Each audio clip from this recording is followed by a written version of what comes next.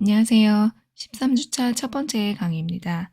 지난 주차에 이어서 31장 유도계수 부분을 계속해서 다뤄보도록 하겠습니다. 먼저 지난 시간에 배운 내용을 복습해 보도록 하겠습니다. 지난 시간에는 RL 회로에 대해서 이야기를 했는데요. RL 회로가 있을 때 그림과 같이 스위치가 A 쪽으로 연결되어 있고 또 시간이 충분히 흘렀다라고 가정을 해보겠습니다. 그렇게 되면 이 회로에 전류가 흐르게 되는데 인덕터가 없다면, 즉 유도계수 L 값이 없는 상황이라면 그냥 전류 I 값이 옴의 법칙을 만족하는 I는 R분의 입실론 이렇게 주어질 겁니다. 그런데 인덕터가 있음으로 인해서 회로에 흐르는 전류가 R분의 입실론까지 증가하는데 시간이 걸리게 되죠. 이런 시간 지연 현상을 만들어주는 역할이 인덕터였습니다. 이럴 때 각각의 질문에 대한 여러 가지 물리량 등을 계산을 해보았는데요. 정리해서 한 번만 더 써보도록 하겠습니다. 첫 번째는 회로의 시간 상수를 구하는 문제인데요. 시간 상수는 R분의 L로 주어집니다. 또 회로에 흐르는 전류의 크기도 계산을 했었죠. 전류는 R분의 입실론, 최종적으로 옴의 법칙에 의한 R분의 입실론이 되는 거고, 그런데 바로 R분의 입실론이 되지는 않고 다음과 같이 천천히 증가하는 형태를 가지게 됩니다. 세 번째는 인덕터 양단의 전이차와 저항기 양단의 전이차를 비교해 보려고 합니다.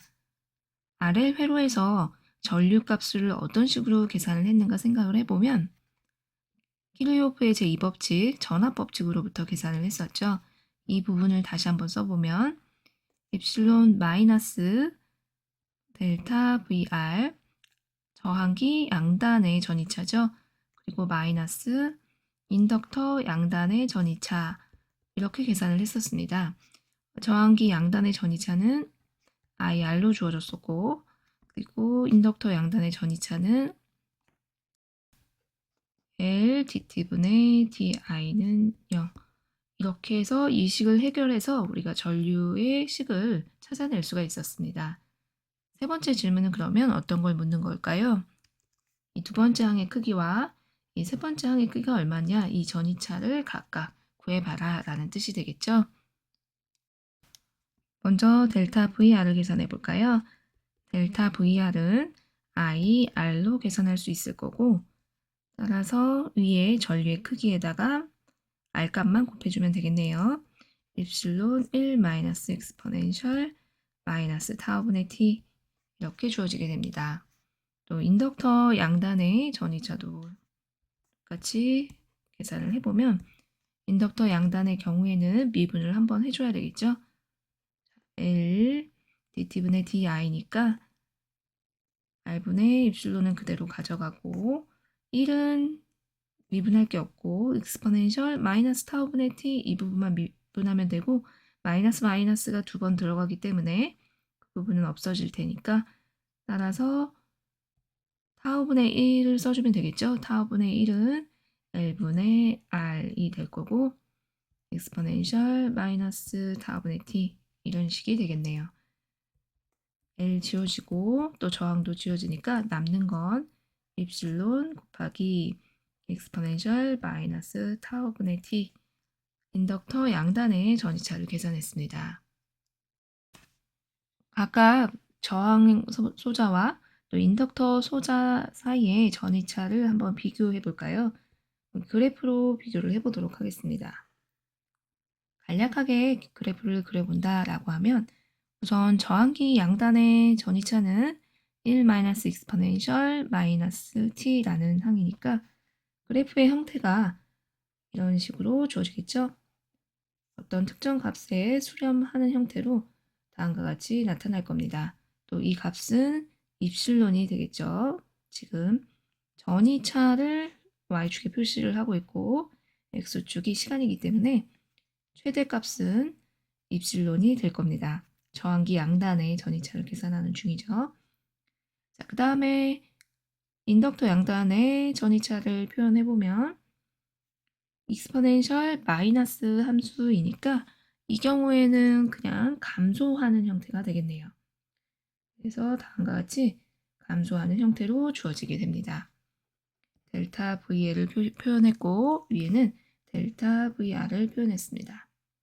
자, 이런 식으로 그래프를 그리고 나면 어떤 사실을 우리가 알 수 있냐면 델타 VR과 델타 VL을 더했을 때 두 개의 값을 같은 시간대에 더해보면 항상 입실론이 된다라는 것을 알 수가 있겠죠. 저항 소자와 인덕터 소자가 있는데 이 두 개를 한꺼번에 양단의 전이차를 이야기를 해보면 기전력에 해당되는 입실론이 나오는 건데 어떨 때는 저항 쪽의 전이차가 더 크고 어떨 때는 인덕터 쪽의 전이차가 더 크다라는 걸 알 수 있죠. 처음엔 인덕터 양단에 훨씬 더 많은 양의 전이차가 걸렸다가 점점점 저항 쪽으로 옮겨간다라는 걸 그래프에서도 확인할 수 있고 또 수식에서도 알 수가 있습니다. 네 번째, 인덕터에 저장되어 있는 에너지는 한꺼번에 다시 한번 다뤄보기로 하고요. 다섯 번째, 스위치가 B의 위치로 움직였을 때 전류의 크기를 구하는 문제는 이미 했었죠. 스위치가 B의 위치로 움직이게 되면 그때 전류는, 즉 이제 전위를 공급해주는 전원 장치가 없어지게 되면은 전류 값이 그대로 0으로 가야 되는데 바로 0으로 가지 않고 역시 마찬가지로 시간 지연이 일어나죠. 그래서 전류는 R분의 입실론 익스포넨셜 마이너스 타우분의 t여서 천천히 바로 0으로 떨어지는 거에 비해서는 천천히 감소하는 형태를 가지게 됩니다. 그러면 아직 해결하지 않은 인덕터에 저장되어 있는 에너지를 한번 계산해 보도록 하겠습니다. 인덕터가 가지게 되는 에너지를 계산하기 위해서 전압법칙을 다시 한번 써보겠습니다. 전압법칙은 입실론 마이너스 IR 마이너스 L dt분의 di는 0 이렇게 쓸 수 있을 텐데요. 이 식은 전위에 대한 전압에 대한 식을 적은 거죠. 근데 우리가 계산하고 싶은 건 에너지입니다. 전이라는 단위를 가진 물리량을 에너지로 바꾸기 위해서 무엇이 더 필요할까요? 이 부분을 연결시켜 주는 것은 전력을 생각해 보면 됩니다. 전력을 P라고 했을 때 전력은 VI로 계산됩니다. 즉 전압에다가 전류를 곱해주면 그게 곧 전력에 대한 식이 되고 전력은 에너지와 밀접한 관련이 있기 때문에 전력은 시간분의 에너지이죠. 그래서 식 자체를 우선 전력이 되도록 표현을 하게 되면 에너지 쪽으로 쉽게 가져갈 수 있게 됩니다. 그럼 이 식에서 전류를 각각 곱해 보겠습니다. I 입실론 I 제곱 R 마이너스 Li dt분의 di는 0. 이렇게 i를 곱하게 되면 이 식은 이제 전력에 관련된 식이 됩니다. 항의 순서를 조금 바꿔서 이런 식으로 표현을 해본다면 I 입실론을 왼쪽에 두고 나머지를 오른쪽으로 옮겨서 이렇게 표현을 해보면 처음에 기전력, 즉 전원장치가 공급한 전력을 저항과 인덕터가 나누어 갖는다라고 볼 수 있습니다. 그런데 우리가 계산할 것은 필요로 하는 것은 에너지이기 때문에 에너지에 관련돼서 다시 이야기를 해보면 인덕터가 가지게 되는 에너지를 계산하고 싶은 거니까 인덕터에 관련된 항이 이 마지막 항을 살펴보면 되겠죠. Li dt분의 di 이 부분이 전력에 해당되는 거기 때문에 전력은 에너지를 시간에 대해서 미분한 것을 의미합니다. 전력의 정의죠. 시간분의 에너지. 따라서 dt분의 dul이 li dt분의 di라고 볼 수 있겠고 필요로 하는 것은 인덕터에 저장된 에너지 ul이니까 ul 값은 2분의 1 L I 제곱 이렇게 주어집니다. 2분의 1 Li 제곱을 미분해 보면 더 쉽죠. 2분의 1 Li 제곱을 시간에 대해서 미분해 보면 Li 곱하기 또 전류가 시간에 대한 함수이기 때문에 다음과 같이 왼쪽 식과 오른쪽 식이 동일하다라는 것을 확인할 수 있겠습니다. 즉 우리가 계산하고자 했던 인덕터가 가지는 에너지는 2분의 1 Li 제곱으로 주어지고 단위는 에너지를 구한 거니까 줄의 단위를 가지게 됩니다. 이 식을 인덕터로 많이 사용되는 솔레노이드의 경우로 예를 들어 보겠습니다. 솔레노이드 경우에 자체 유도 계수 L값은 라지 L값은 뮤제로 스몰 n제곱 V로 주어집니다. 여기서 V는 부피가 되겠죠. 또 솔레노이드의 자기장은 뮤제로 in 이렇게 주어지게 됩니다. 자, 그렇다면 솔레노이드가 가지게 되는 에너지 값은 얼마가 될까요? 솔레노이드에 저장된 에너지 값을 다시 한번 계산을 해보면 2분의 1 Li 제곱인데 2분의 1 곱하기 뮤제로 n제곱 부피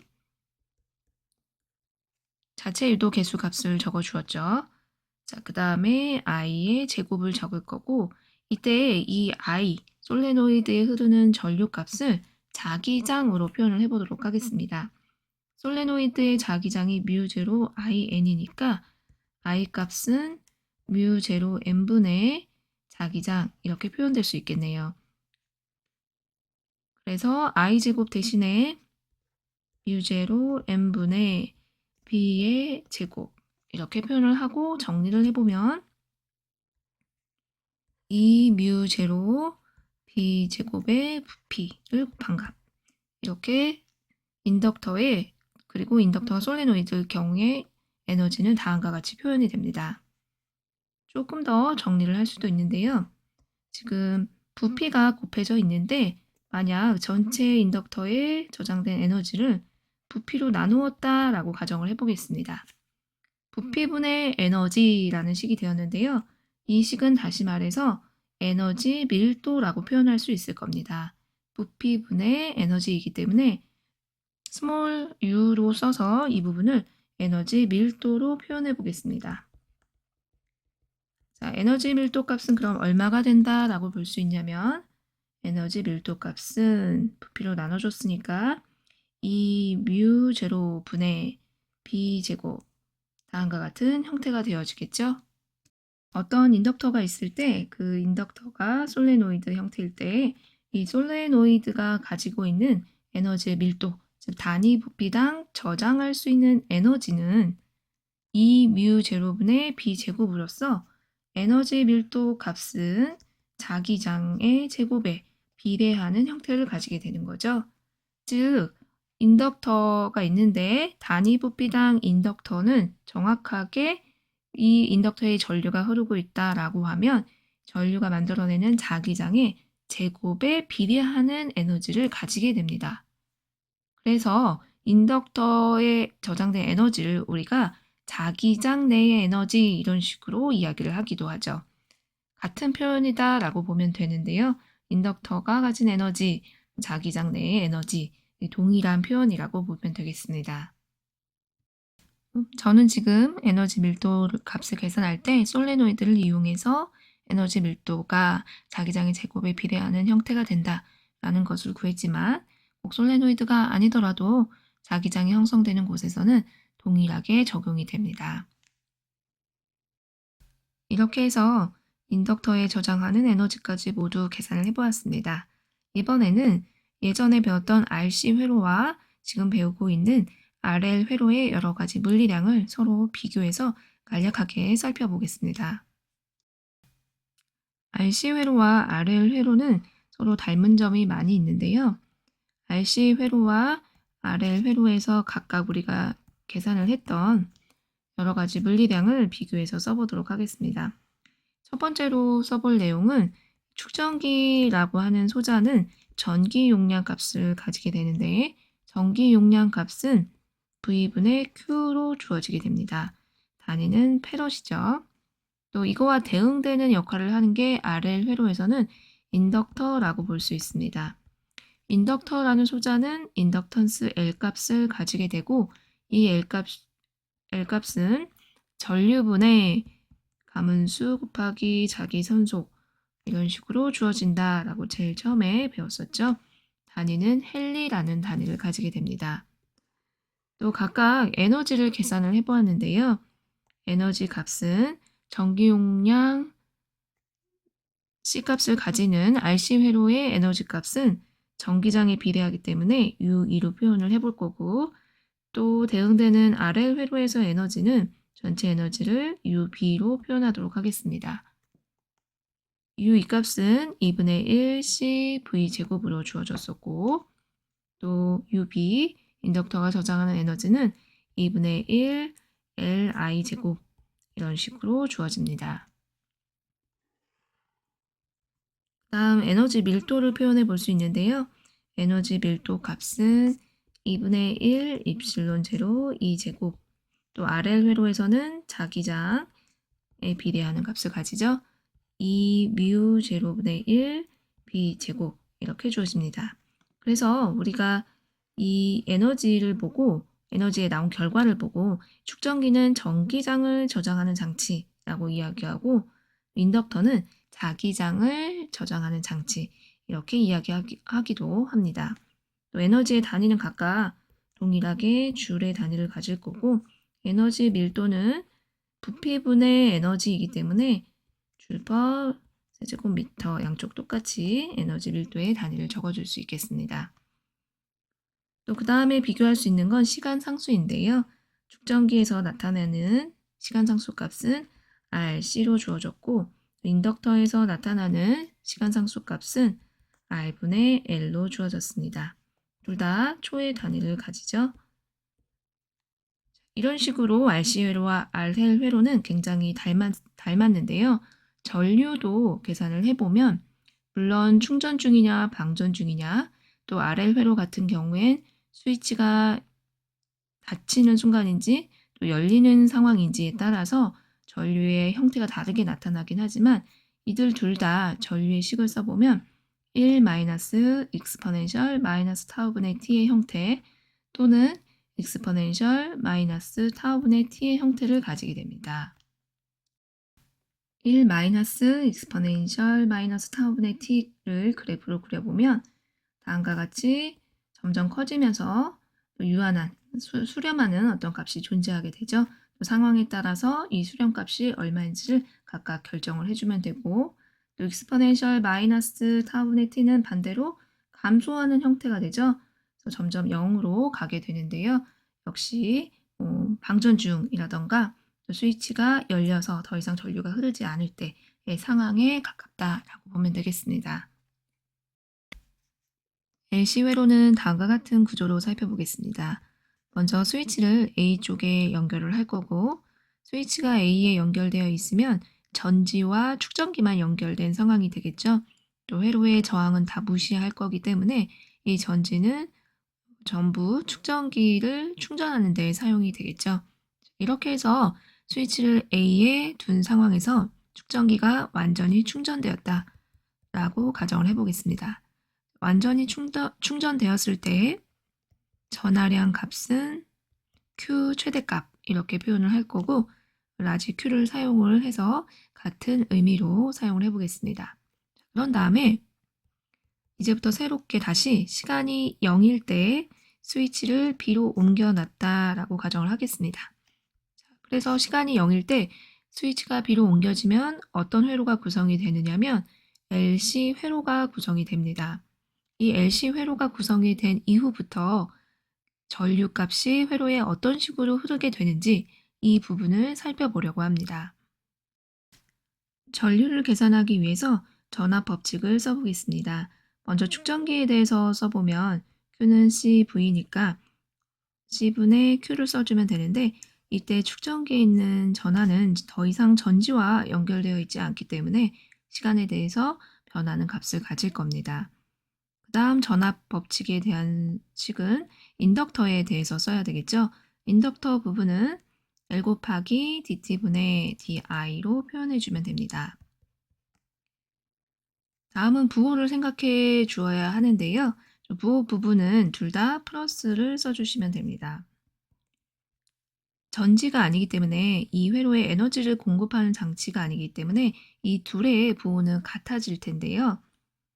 또 다른 의미로 생각을 해보면 에너지로 생각을 해도 됩니다. 그러니까 에너지가 곧 전력이고 이 전력이 전위와 밀접한 관련이 있기 때문에 이 부호는 서로 다 동일해지겠죠. 부호를 찾기 위해서 에너지로 한번 생각을 해본다라고 하면 축전기에 저장된 에너지를 UC라고 해보고 이때 축전기에 저장된 에너지의 변화량 그리고 인덕터에 저장된 에너지의 변화량 이 둘을 합치게 되면은 이 회로 전체 에너지가 될 텐데 지금 이 회로는 더 이상 전지가 없기 때문에 외부에서 에너지를 공급해 줄 수가 없습니다. 또 내부 자체에서도 저항이 없기 때문에 손실이 일어나지 않아서 이 변화값은 그대로 0이 됩니다. 즉 양쪽이 부호가 두 개의 항이 부호가 같기 때문에 키르호프 법칙을 쓸 때도 두 개의 부호를 같게 표현을 해주시면 됩니다. 그 다음에 계산하려고 하는 것은 전류이지만 잘 보면 시간에 대해서 변하는 항이 전하도 있고 전류도 있는 상황이죠. 이 두 개가 다 미지수가 되면 이제 문제를 풀기 어려우니까 하나로 바꿔줘야 되는데 다행히 전류와 전하 사이엔 특별한 관계식이 있었죠. I는 dt분의 dq라는 관계식이 있습니다. 이 식을 위에 우리가 쓴 전하 법칙에 넣어주게 되면 전류와 전하 중에 전하에만 관련된 식을 얻을 수가 있을 겁니다. 넣어서 식을 다시 한번 표현을 해보면 C분의 Q, T는 생략을 하고 적을게요. C분의 Q 플러스 L 곱하기 dt분의 dq인데 이걸 다시 한번 시간에 대해서 미분해야 되기 때문에 두 번 미분한 항이 나오겠죠. 이런 2차 미분 방정식을 얻을 수 있게 됩니다. 이제 전류를 계산하는 것이 최종 목적이긴 하지만 이 식을 풀게 되면 전하의 시간에 대한 함수를 얻을 수 있을 거고 그 QT 값을 가지고 미분을 해서 전류의 시간에 대한 식을 얻으면 되겠습니다. 자, 그럼 2차 미분 방정식을 해결해 주면 되는데요. 해를 찾기 위해서 식을 다음과 같이 표현해 보겠습니다. 어떤 함수가 있는데 이 함수를 시간에 대해서 두 번 미분을 해 주었더니 순서를 바꿔서 식을 표현해 보면 마이너스 LC분의 Q 이렇게 되기 때문에 두 번 미분을 했더니 마이너스 자기 자신이 나오더라 라는 식으로 바꿔서 표현을 해볼 수 있겠죠. 자, 그럼 두 번 미분해서 마이너스 자기 자신이 나오는 함수는 어떤 형태가 있을까요?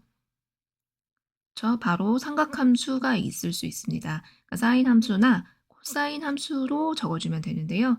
이렇게 해를 찾는 것을 미분 방정식의 일반 해를 찾는 방법이라고 할 수 있겠죠. 자, 그래서 삼각함수로 표현을 해주면 되는데요. 삼각함수는 코사인이나 사인 다 가능한데 지금 제일 처음에 t가 0일 때 축전기가 완전히 충전된 상태에서 시작을 하잖아요. 그러니까 코사인 함수로 두고 코사인 오메가 t 일단 식을 먼저 적을게요.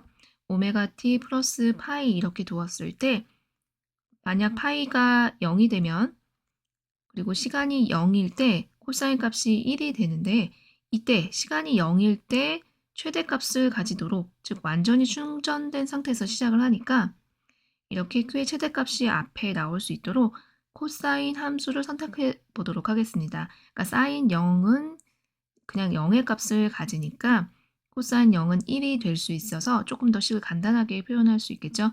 뭐 사인 함수로 써도 전혀 상관은 없죠. 어차피 옆으로 그냥 이동하는 형태이기 때문에 어떤 함수를 선택해도 되지만 다음과 같은 표현을 써보도록 하겠습니다.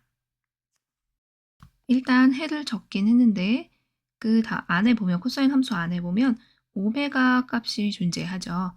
그리고 파이 값이 존재하는데 우선 파이는 위상상수라고 불릴 수 있는 물리량입니다. 네, 이 파이 값은 초기 값에 의해서 결정이 될 수 있는데요. 예를 들어 시간이 0일 때 전하량이 최대값인지 혹은 최대값보다 작은 다른 값일 수도 있으니까 그것에 의해서 조절되는 값이다 라고 보면 되기 때문에 조건에 따라서 다른 값을 가질 수 있는 물리량이다. 상수값이다. 이렇게 생각을 해주시면 되고요. 문제는 오메가 값이죠. 이 오메가 값은 어떻게 결정이 될 건가? 이 부분을 찾아봐야 하는데요. 이걸 찾기 위해서 지금 일반 해로 구한 이 해를 원래 우리가 풀고 있는 미분 방정식에 다시 한번 넣어 보도록 하겠습니다. qt라는 해가 q 최대값 곱하기 코사인 오메가 t 플러스 파이일 때 미분 방정식의 해를 만족하려면 우리가 풀고 있는 방정식을 만족하려면 과연 오메가는 어떤 값을 가져야 할까요? 이걸 계산해 보려고 하는 거죠. 계산한 식은 오른쪽에 풀어보겠습니다. 자, 해를 다시 한번 거꾸로 미분 방정식에 넣어보면 왼쪽 항은 2번 미분을 해야 되죠. q를 시간에 대해서 2번 미분을 해주게 되면 코사인 오메가 t 앞에 이제 오메가가 2번 밖으로 튀어나올 거고 부호는 마이너스가 되겠죠. 그러면 오메가 제곱 코사인 오메가 t 플러스 파이 이렇게 결정이 될 거고 오른쪽 항은 마이너스 LC분의 자기 자신이니까 그대로 식을 적어주면 다음과 같은 형태로 적힐 겁니다. 이게 반드시 만족돼야 내가 해를 바르게 구했다라고 말할 수 있는 거겠죠. 자, 그럼 공통된 항을 지워주게 되면 오메가 제곱은 어떤 값을 가져야 되느냐면 LC분의 1의 값을 가져야 합니다. 즉, 해를 구했는데 그 해에서 오메가 값은 아무런 값을 다 가질 수 있다라는 것이 아니고 루트 LC분의 1 값만 가질 수 있다라는 거고 그럼 왜 루트 LC분의 1을 오메가라는 우리가 이미 알고 있는 기호로 표현을 했을까? 이 부분을 생각을 해봐야 되겠죠? 이걸 계산을 하기 위해서 LC라는 두 개의 항을 곱했을 때의 단위를 살펴보겠습니다. LC의 단위를 보면 먼저 L의 단위는 헨리라는 단위인데 헨리라는 단위는 볼트 세크 퍼 암페어와 같은 단위이고 전기 용량식 값은 Q는 CV에 의해서 볼트 분의 쿨론과 같은 단위가 됩니다. 볼트는 지워주고 남는 것은 세크 쿨롱 암페어인데 분모에 있는 암페어를 쿨롱 퍼 세크로 바꿔보겠습니다. 자, 그러면 쿨롱은 지워질 거고 남는 것은 세크 제곱만 남네요. 그렇게 되면 오메가의 단위는 LC의 단위가 세크 제곱이니까 루트를 취했을 때 세크가 될 거고 즉 단위는 라디안 퍼 세크만 남겠습니다. 단위를 계산하고 나니까 우리가 알고 있는 오메가 각속도의 단위와 같다라는 것을 알 수 있겠죠. 물리에서 단위가 같으면 같은 기호를 사용할 수 있게 되고 그들이 가지는 의미가 동일한 의미를 가지게 됩니다. 이 문제에서도 즉 LC 회로에서도 이 오메가 값은 마치 각속도와 비슷한 역할을 하게 되는데요. 특히 LC 회로의 해에 등장하는 이 오메가를 LC 회로의 각 진동수라고 표현합니다. 각 진동수라고 표현을 할 때는 다음과 같은 식을 만족하기 때문에 그렇다라고 했었는데 바로 오메가는 2파이 F를 만족합니다. 여기서 F가 진동수이고 이 진동수의 2파이만 곱하면 그것이 오메가이기 때문에 각속도 대신에 각진동수라는 표현을 사용해 준다라고 했습니다. 그러면 LC 회로의 전하량이 시간에 대해서 어떻게 변하는가 그래프를 한번 그려보고 각각의 의미를 다시 한번 정리해서 살펴보겠습니다. 계산한 전하량을 그래프로 표현을 해보겠습니다. 그래프로 간단하게 나타내보면 코사인 함수이니까 최대값이 있을 거고 Q의 최대값 그리고 0을 지났다가 마이너스 Q의 최대값까지 가겠죠. 마이너스 Q 최대값 이렇게 해서 다음과 같이 코사인 함수를 그려보면 이런 형태를 가지게 될 겁니다. 자, 그리고 지금 그린 것은 시간에 대한 함수를 그린 거죠. 시간에 대해서 축전기의 전하량이 어떤 식으로 변하는가를 그래프로 나타냈습니다. 잘 보면 축전기가 처음에는 완전히 충전되어 있다가 완전 충전된 상황에 있다가 어떤 순간을 되면 이제 더 이상 저장하고 있는 충전량이 존재하지 않게 되죠. Q가 0인 지점으로 왔다가 부호는 반대이지만 즉 양쪽 축전기 양쪽 극판에 전하량의 부호의 종류는 다르지만 결과적으로 같은 양의 충전이 되는 상황이 나타났다가 또다시 완전히 방전이 되어서 Q가 0인 지점이 존재하는 이런 형태를 이루고 있는 것을 알 수 있겠습니다. 즉, 축전기의 전하량의 크기가 마치 진동과 같다라고 볼 수 있겠죠. 또 여기서 얼마나 빠르게 완전히 충전됐다가 0이 됐다가 다시 충전됐다 0이 됐다가 하느냐, 이런 부분은 바로 해에서 QT라는 해에서 오메가 값이 그것을 결정하게 됩니다. 오메가 값이 각 진동수인데요. 진동수라는 것이 얼마나 빠르게 왔다 갔다 하느냐, 진동을 하느냐라는 것을 의미하기 때문에 거기에 2파이라는 상수만 곱해주면 되는 이 오메가 각 진동수가 바로 얼마나 빠르게 전하량이 변하는가를 결정해 준다라고 보면 되겠습니다. 그리고 그 얼마나 빠르게 충전됐다가 0이 되었다가 하느냐, 이 부분은 결과적으로 인덕터의 인덕턴스 값 L과 축전기의 전기 용량 값 C, 이 둘이 결정된다라고 볼 수가 있는 거겠죠. 문제에 따라서는 진동수를 직접적으로 묻기도 하는데요. 진동수는 오메가와 다음과 같은 관계식이 있으므로 2파이 루트 LC분의 1이 진동수가 된다라고 볼 수도 있겠습니다. 이제 우리가 원래 계산하려고 했던 전류값을 계산해 볼까요? 전류는 dt분의 dqt로 계산할 수 있으니까 우리가 가진 해를 미분해서 정리를 해보겠습니다.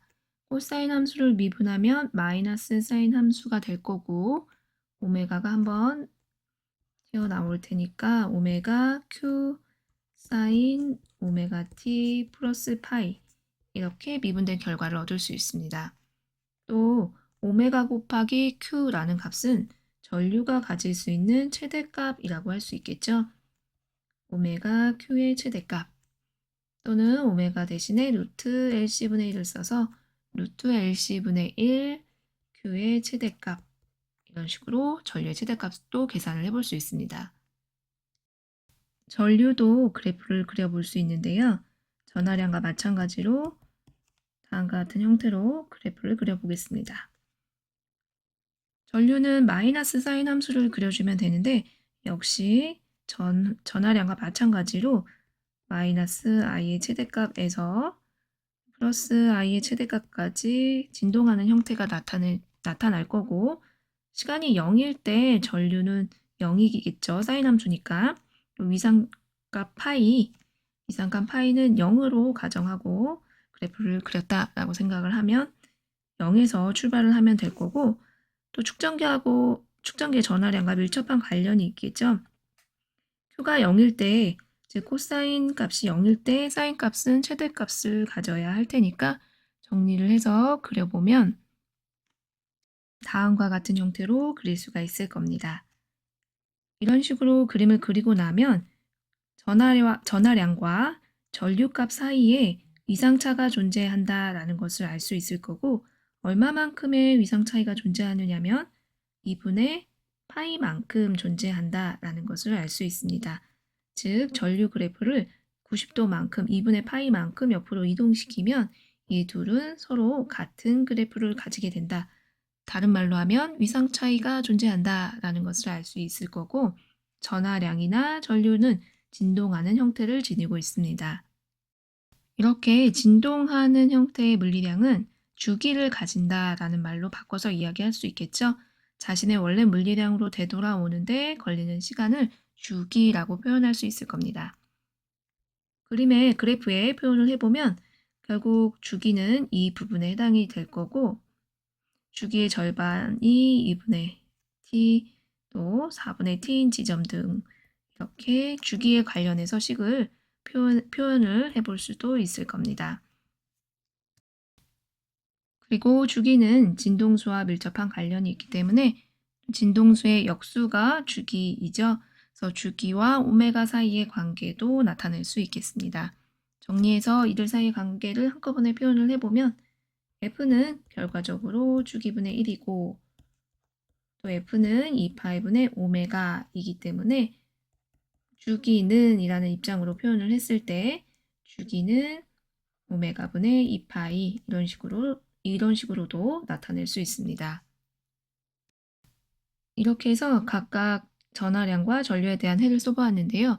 이들을 이용해서 에너지도 한번 계산을 해보겠습니다. 인덕터와 축전기의 에너지를 계산하기 위해서 다음과 같은 설정을 하도록 하겠습니다.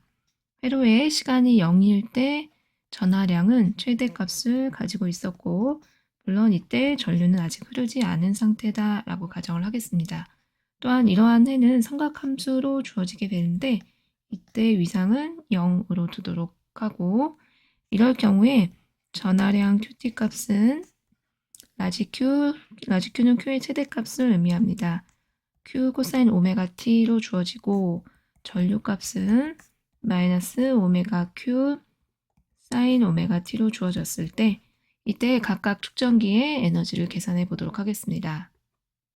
축전기의 에너지는 EC분의 Q제곱으로 주어지고 여기서 Q 값 대신에 라지 Q 코사인 오메가 T를 넣어주겠습니다. 이렇게 되면 축전기에 저장된 에너지를 시간에 대한 함수로 표현할 수 있게 된 것입니다. 즉 시간에 따라서 축전기에 저장된 에너지는 계속해서 변한다 라는 의미가 될 거고 인덕터의 에너지는 2분의 1 Li 제곱으로 주어지니까 여기서 I 대신에 마이너스 오메가 Q 사인 오메가 T를 넣어줄 거니까 오메가 제곱 Q 제곱 사인 제곱 오메가 T 이런 식의 결론을 얻을 수 있습니다. 그 다음 축전기 에너지, 인덕터 에너지를 더해 보려고 합니다. 코사인 제곱과 사인 제곱이 있으니까 잘 맞아지면 이제 이 부분이 없어질 텐데 정말 그러한지 살펴보니까 인덕터 에너지의 2분의 1 L 오메가 제곱 Q 제곱이라는 부분이 있습니다. 여기서 오메가는 루트 LC분의 1이니까 오메가 제곱은 LC분의 1이 될 겁니다. 이걸 이용해 보면 빗금친 사인 제곱 앞부분은 어떤 값으로 바뀌게 되냐면 20분의 Q 제곱 이렇게 바뀌게 되겠죠. 따라서 축전기의 에너지와 인덕터의 에너지를 더해주면 결과적으로는 코사인과 사인 부분이 사라져서 20분의 Q 제곱만 남게 됩니다. 그래프로도 표현해 볼 수 있는데요. U2라고 써져 있는 부분이 축전기의 에너지, 전기장을 저장하는 장치, 또 자기장을 저장하는 장치의 의미로서 UB라고 써져 있는 것이 UL이라고 볼 수 있습니다.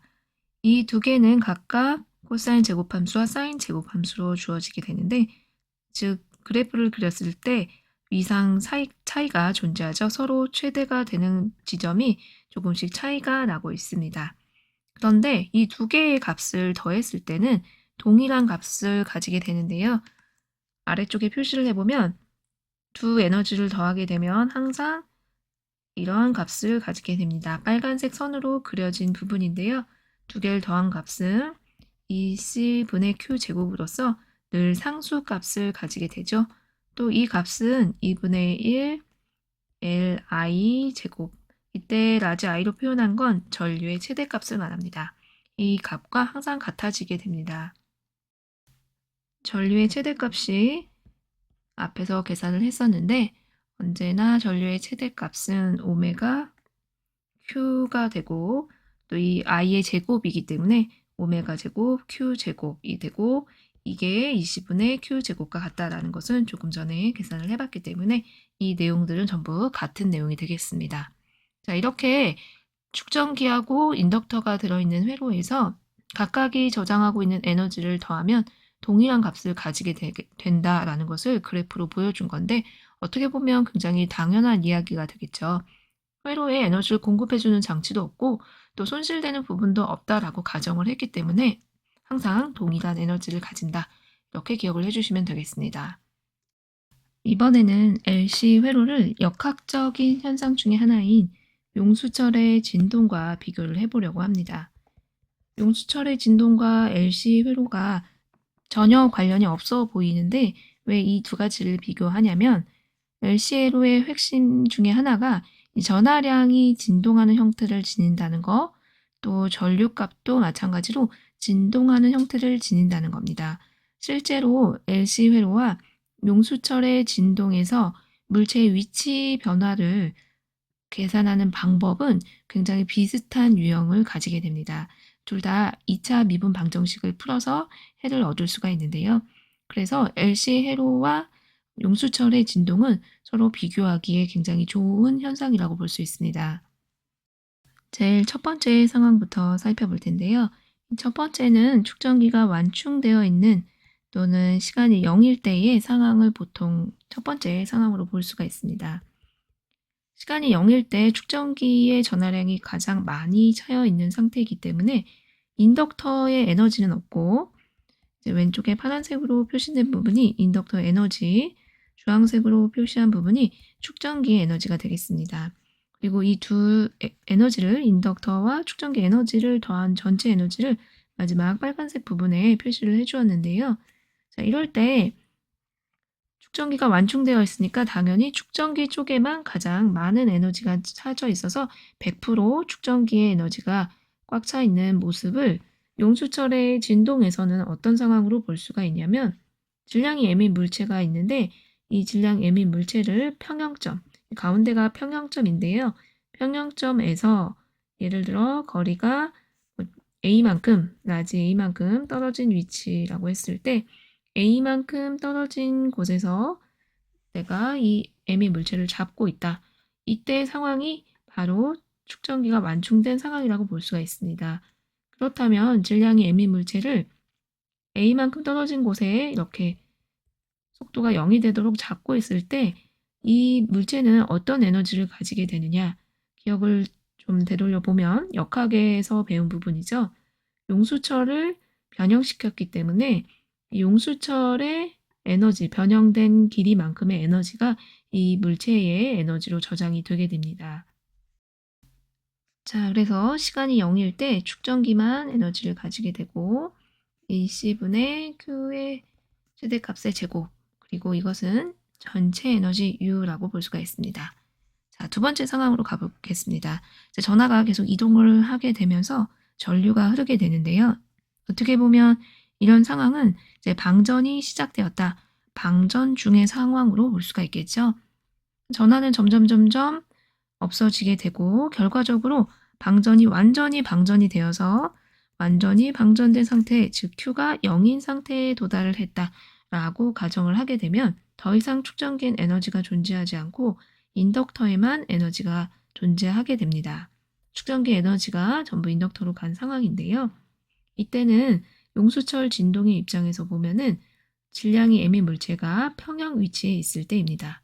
질량이 m인 물체가 평형 위치에 있을 때 속도는 최대값을 가지게 되는데요.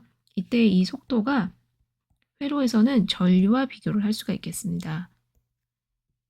속도가 최대가 되는 평형 위치에서의 이 점일 때 인덕터의 전류가 최대로 흘러주게 되고, 또 이 인덕터의 전류가 최대라는 말은 인덕터가 가질 수 있는 에너지 역시 최대다라는 말하고 같다라고 볼 수 있습니다. 이런 상황은 언제 일어나게 되냐면 4분의 t라는 주기를 가졌을 때 일어나게 되고, 인덕터의 에너지는 2분의 1 Li의 최대값의 제곱, 이게 그 전체의 에너지를 결정하게 됩니다. 그 다음 상황은 다시 한번 완전히 충전된 상황을 말하는데요. 세 번째 상황입니다.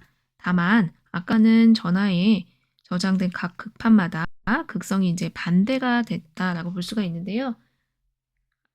첫 번째 상황에서 플러스가 저장됐던 극판은 세 번째 상황에서 마이너스가 저장되게 됩니다. 이때는 역시 전류는 흐르지 않겠죠. 에너지는 축전기가 전부 가지게 되고요.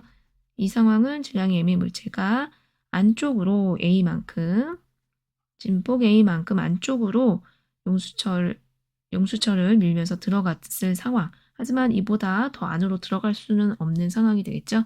용수철이 최대로 압축된 상황을 말하고, 이때는 용수철의 전체 운동에 비해서 절반 지점까지 왔다라고 볼 수 있겠네요.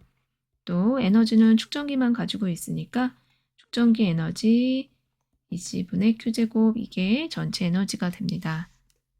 네 번째 상황은 다시 한번 Q가 0이 되는 상황인데요. 이제 방전이 시작되어서 점점점 전하량이 줄어들다가 전하가 완전히 0이 되는 상황까지 오게 됩니다. 이때는 두 번째 상황과 마찬가지로 인덕터의 에너지가 전체 에너지가 되겠죠. 평형 위치, 용수철의 진동에서는 평형 위치에 왔을 때의 상황입니다. 주기는 4분의 3t가 될 거고 에너지는 인덕터의 에너지만 존재하는 상황, 이렇게 볼 수 있습니다. 다섯 번째 상황은 중간 정도 지점을 살펴보려고 하는데요. 평형점을 지나서 다시 한번 원래의 위치로 갔다가 또 다시 평형 위치로 되돌아오는 중간 정도의 상황을 살펴보려고 합니다. 자, 이런 중간 정도의 상황에서는 인덕터와 축전기도 마찬가지인데요. 서로 에너지를 골고루 이렇게 나눠 가지는 상황이 되겠죠. 앞서 계산을 했었지만 일반적인 t라는 시간에서 축전기 에너지와 인덕터의 에너지는 전체 에너지가 되게 됩니다. 축전기 에너지와 인덕터 에너지를 EC분의 Q제곱 각각 2분의 1 Li 제곱이라고 둘 수 있었고 이 U값은 항상 일정하다 라고 계산을 했습니다. 이렇게 그림으로 용수철하고 LC 회로를 비교를 해봤는데요. 이번에는 표로 수식을 적어서 다시 한번 정리를 해보도록 하겠습니다. 왼쪽에는 단조와 운동하는 입자, 즉 용수철에 매달려 있는 물체를 말하고요. 그림으로 나타내면 용수철에 질량이 m인 물체가 매달려 있는데 이 m인 물체가 왔다 갔다 이렇게 진동하는 모습에 대한 여러 가지 물리량을 표현해 보려고 하고 또 LC 회로에서는 지금까지 배웠던 에너지, 전류 등을 표현해 보려고 합니다. 자, 이 경우에 질량이 m인 물체에 대응되는 LC 회로에는 어떤 소자에 대응이 되는 거냐면 질량이 m인 물체는 인덕터에 대응이 됩니다. 또 속도 V는 전류에 해당이 될 수 있는데요.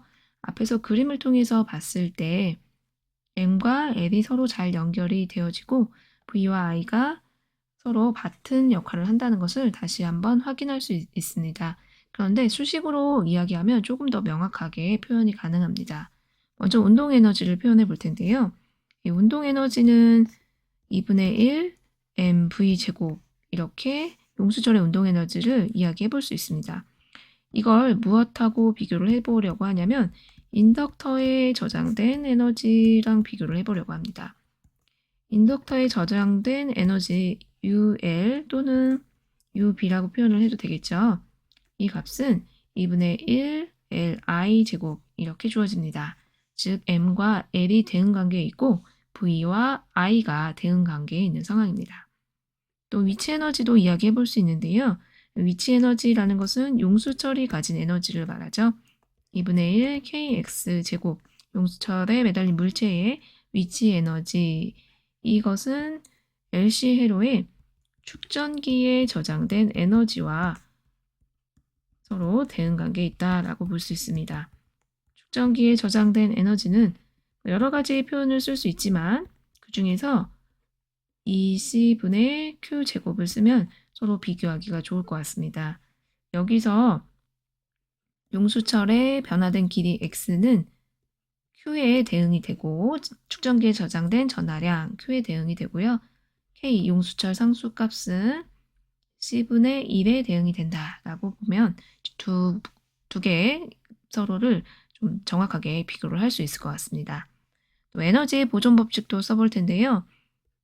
에너지 보존 법칙은 운동 에너지와 위치 에너지를 더한 값이죠. 이 두 개를 더한 값은 항상 어떤 값으로 주어졌냐면 전체 에너지 2분의 1 KA 제곱으로 주어졌습니다. 여기서 라지 A 값은 X가 변할 수 있는 최대값을 말하는데요. X가 최대로 변화했을 때 제일 멀리 가 있을 때죠. 예를 들어서 용수철의 평형 위치가 이곳에 있는데 가장 멀리 간 게 A만큼 떨어져 있을 때다. 그러면 이 상황에서 물체는 정지해 있습니다. 그때 운동 에너지는 존재하지 않기 때문에 2분의 1 KA 제곱, 즉 위치 에너지만 존재하는 이 에너지 값이 곧 전체 에너지가 되면서 전체 에너지를 운동 에너지와 그리고 X값이 A가 아닐 때, 즉 중간 위치에 있을 때의 위치 에너지, 이 두 가지로 서로 나누어 갖게 됩니다.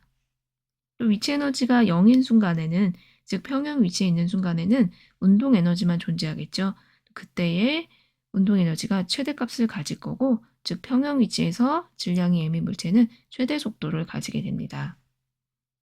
LC 회로에서도 에너지 보존 법칙에 해당하는 식을 적어보면 2분의 1 Li 제곱 플러스 2C분의 Q 제곱은, 즉 인덕터 에너지와 축전기 에너지 그리고 이 둘을 더한 에너지는 2C분의 Q 제곱이라는 전체 에너지 또는 2분의 1 Li 제곱이라는 전체 에너지, 이 두 개의 값은 같은 값이죠. 이런 식으로 표현을 해볼 수 있습니다. 다음은 속도, 전류에 대한 이야기를 써볼 건데요. 이 식은 지금 주어진 식들을 잘 결합해서 속도를 위치에 관련된, 시간이 아니라 위치에 관련된 식으로 표현을 한 적이 있었는데요. 먼저 답을 써보면 루트 n분의 k, a제곱 마이너스 x제곱 이렇게 주어집니다. 시간을 모르더라도 물체의 현재 위치, 즉 x를 알면 v, 그곳에서의 속도의 크기를 알려주는 식이 되고요. 이게 LC 회로에서도 동일하게 전류에 대한 식을 찾아볼 수 있는데요. V에 대응되는 게 전류였었죠.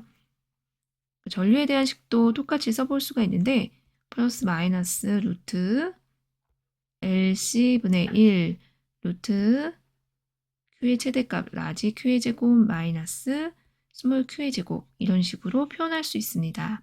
시간에 대한 정보 없이 사용을 할 수 있는 건데, 내가 특정 시간은 모르더라도 현재 위치에서 축전기 전하량이 얼마인지 알면 그때의 전류값을 구할 수 있게 해준다 라는 뜻이 되겠습니다.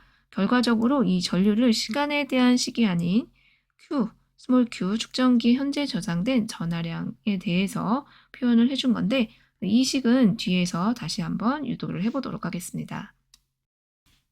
다음은 진동수에 대한 부분인데요. 진동을 하는 물체에는 모두 진동수가 존재하죠. 오메가 값으로 표현을 해보면 오메가는 n분의 k가 되고, 오메가는 2파이 f라는 조건을 만족하고, 또 f와 주기 사이는 다음과 같은 조건을 만족한다. 또 주기만을 계산하는 식이 필요하다 그러면 주기는 오메가 분의 2파이 이런 유형의 형태가 다 나와지고, 또 오메가를 각 속도가 아닌 각 진동수라고 부를 수 있게 된다. 같은 표현입니다. 자, 이게 LC 회로에서도 동일하게 등장하는데요. 각 진동수 오메가는 루트 LC분의 1로 결정되어진다. 이때 오메가의 단위는 우리가 아는 각 속도의 단위인 라디안 퍼 세크를 그대로 써주면 되겠습니다. 마지막으로 위치에 대한 이야기를 해볼 텐데요. 물체가 시간이 흐르면서 계속 위치가 변화하죠. 음수철에 의해서 계속 위치가 변하는데, 왔다 갔다 진동하는 이 물체의 위치 함수는 코사인 오메가 t 파이로 주어졌고, 동일하게 LC 회로에서도 전하량이 계속 변하는데, 이때 이 전하량 값은 전하량의 최대값 라지 q 곱하기 코사인 오메가 t 플러스 파이, 이렇게 동일하게 쓰여진다. 이렇게 해서 이 표를 완성을 해 보았습니다. 이 두 가지를 같이 공부를 하면 도움이 되기는 하는데, 단조와 운동하는 입자를 배운 게 좀 시간이 지나긴 했죠. 역학 부분에 해당이 되니까 억지로 외우지는 마시고, 이 두 가지가 굉장히 비슷한 현상을 보여주고 있기 때문에 같은 방정식, 비슷한 유형의 방정식을 세워서 동일한 형태 자체가 굉장히 동일하게 각각의 물리량을 적어볼 수 있었구나. 이 정도로 기억을 해주시고 LC 회로 부분을 집중적으로 공부를 해주면 좋을 것 같습니다. 자, 그러면 표의 중간 부분에 있었던 전하량에 대한 전류식을 찾아보겠습니다. 우리의 목적은 시간에 대한 전류에 대한 식을, 전류를 전하에 대해서 표현하는 것이 목적이 되겠죠. 우선 이 값을 계산하기 위해서 시간에 대한 전하량을 써보면 라지 q 곱하기 코사인 오메가 t 플러스 파이였고, 전류 값은 마이너스 오메가 q 사인 오메가 t 플러스 파이 이렇게 주어졌습니다. 이 두 개를 결합해서 전류와 전하 사이의 값을 계산할 텐데, 코사인과 사인 함수니까 아무래도 둘을 제곱을 해보는 게 좋겠죠. qt의 제곱은 라지 q의 제곱에 코사인 제곱 오메가 t 플러스 파이 이렇게 주어질 거고, 또 전류의 제곱은 오메가 제곱 라지 Q의 제곱 사인 제곱 오메가 t 플러스 파이 이렇게 주어질 겁니다. 자, 그럼 전류의 제곱은 오메가 제곱 라지 Q의 제곱, 또 사인 제곱은 1 마이너스 코사인 제곱 오메가 t 플러스 파이 이렇게 바꿔서 표현을 해볼 수도 있을 겁니다. 조금 더 계산을 해보면 오메가 제곱 q 제곱 1 마이너스 코사인 제곱 오메가 t 플러스 파이는 어떤 값인가 봤더니 q 제곱을 계산을 했죠. 식 1에서 보면 코사인 제곱 오메가 t는 라지 q의 제곱 분의 스몰 q의 제곱에 해당이 되니까 이런 식으로 바꿔서 표현을 해볼 수 있을 거고, 조금 더 정리를 해본다 라고 하면 오메가 제곱 라지 q 제곱 마이너스 오메가 제곱 스몰 q 제곱 이렇게 바뀔 수 있고, 보기 좋게 식을 조금 변형해 보면 전류의 제곱은 오메가 제곱에 라지 q 제곱 마이너스 스몰 q 제곱이 됩니다. 즉 따라서 전류는 플러스 마이너스 이제 루트 오메가를 써주면 되는데, 오메가가 얼마인지 우리는 알고 있으니까 루트 오메가 제곱이니까 오메가를 써주면 되겠죠. 루트 LC분의 1 그리고 루트 라지 Q제곱, Q 전하량의 최대값이죠. 그 다음에 지금 현재 전하량 스몰 Q제곱 이렇게 계산을 해주시면 지금 이 순간 그 전하가 스몰 Q만큼 저장되어 있을 때 그 순간의 전류값을 바로 시간 정보 없이 바로 계산할 수 있게 해줍니다. 여기까지 해서 LC 회로에 대한 이야기를 끝내도록 하겠습니다. 유도계수 단원은 다른 단원에 비해서 문제를 숫자를 넣어서 푸는 것보다 개념을 조금 자세하게 천천히 설명을 했습니다. 그 이유는 LC 회로나 RL 회로가 왜 전류가 그런 식으로 변화하게 되는지 이런 부분을 이해하는 것이 훨씬 더 중요한 단원이라고 생각해서 개념 부분을 중점적으로 설명을 했습니다. 여러분들도 공부하실 때 공식을 그대로 외우지 마시고 왜 이런 식이 나왔는지 꼼꼼하게 체크를 해보시기 바라겠습니다. 1차 시는 여기서 마치고 2차 시에서 RLC 회로 부분을 다루도록 하겠습니다. 수고하셨습니다.